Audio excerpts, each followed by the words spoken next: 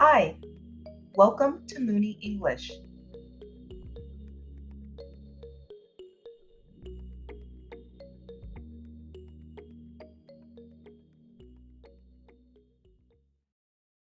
Remote,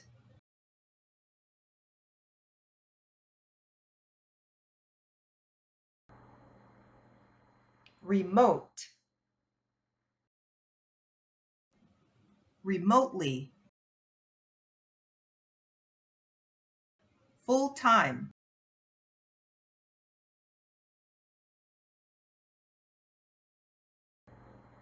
full time, shift,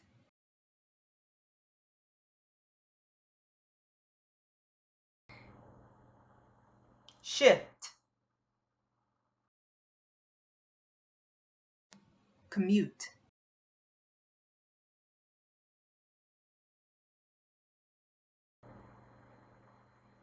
commute, balance,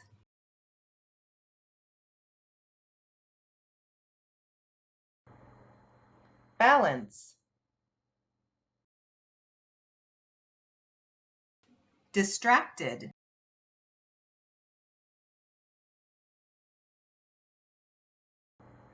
distracted,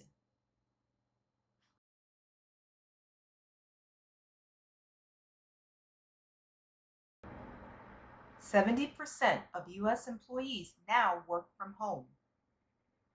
According to a report from Owl Labs, a company that sells remote working technology, almost 70% of full-time employees in the US were working from home during the coronavirus pandemic in 2020. The company says that COVID-19 has caused the largest work-from-home shift ever, with half of US workers now saying they won't go back to a job that doesn't let them work remotely. In June and July 2020, Owl Labs and Global Workplace Analytics asked over 2,000 full-time workers in the US about remote work. The companies found that, while people thought there were some problems with remote work, 77% said they would be happier if they could work from home after the pandemic.